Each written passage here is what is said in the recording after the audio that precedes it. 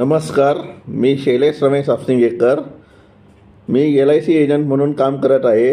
कुणाला जर LIC काढायची असेल तर माझ्या मोबाईल नंबरवर संपर्क साधावा. मी आज LICची माहिती सांगणार आहे. वाढत्या वयातील आर्थिक नियोजनाची गरज आणि आव्हाने. आजच्या काळात सरासरी आयुर्मान वाढते आहे आणि त्यासोबतच आर्थिक नियोजनातील अनेक आव्हानांना पण तोंड देण्याची वेळ आली आहे. वाढता आयुर्मान ही आयुष्यातील एक मोठी रिस्क आहे. जीवनशैली. नोकरी आणि व्यवसाय असताना आजच्या काळात आधुनिक जीवनशैली अंगीकारली जाते.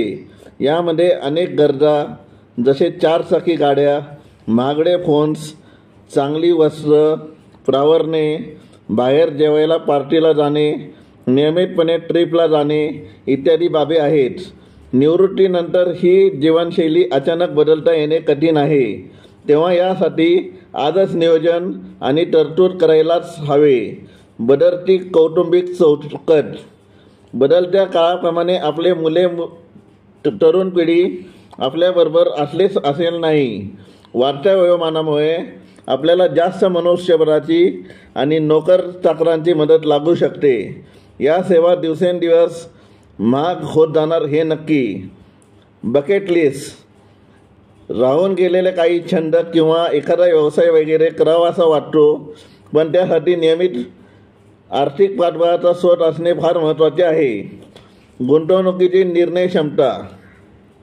वयोमानाप्रमाणे गुंतवणूक संदर्भातील निर्णय प्रक्रिया आपल्याला तेवढ्याच कार्यक्षमतेने करता येईल का, हा एक प्रश्न असतो.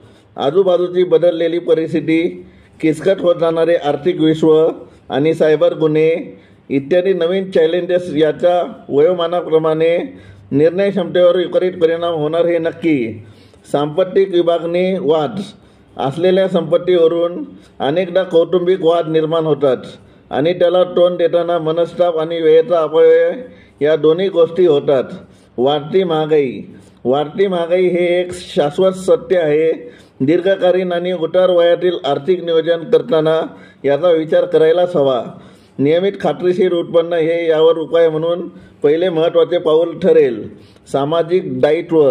वयोमानाप्रमाणे लोकसंग्रह वाढत जातो. अनेकदा अनेकांच्याकडे आपल्याला कुठल्या ना कुठल्या समारंभाला निमंत्रण असते, जिथे जाताना काही गिफ्ट प्रेझेंट द्यावे लागते. हा खर्च होतच राहणार हे गृहीत धरायला हवं आणि समाजातील आपला स्टेटस सांभाळण्यासाठी आपली तयारी हवीच.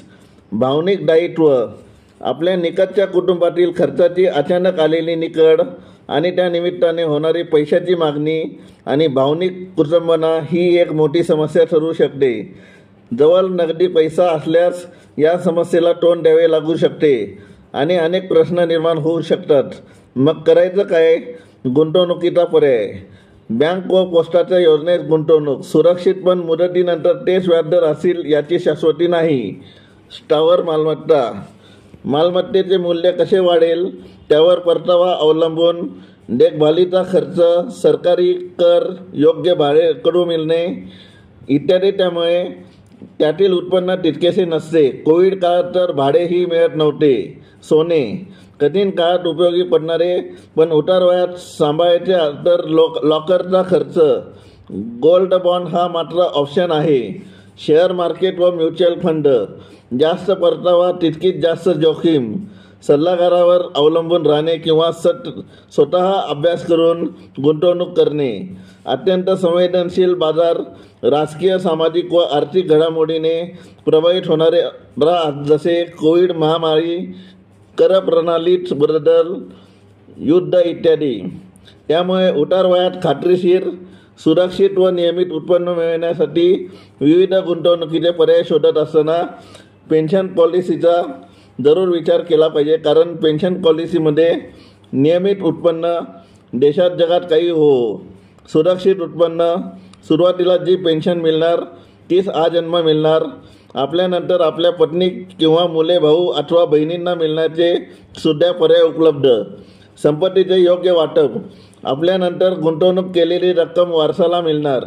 या सगळ्या आवश्यकतांवर भारतीय आयुर्विमा महामंडळ म्हणजेच LICची जीवन उमंग, जीवन उत्सव, जीवन अक्षय आणि जीवन शांती या पेन्शन योजना हे 100% योग्य उत्तर आहे. 100% खात्रीशीर परतावा, दिलेल्या तारखेस पेन्शन बँक खात्यावर जमा होण्याची गॅरंटी, अत्यंत आकर्षक असा आयुष्यभरासाठी खात्रीशीर मिळणारा व्याजदर आणि आपल्या घरपोच सेवा या विशेषांसह LIC मधील पेन्शन योजनांना अन्य कुठलाही पर्याय नाही.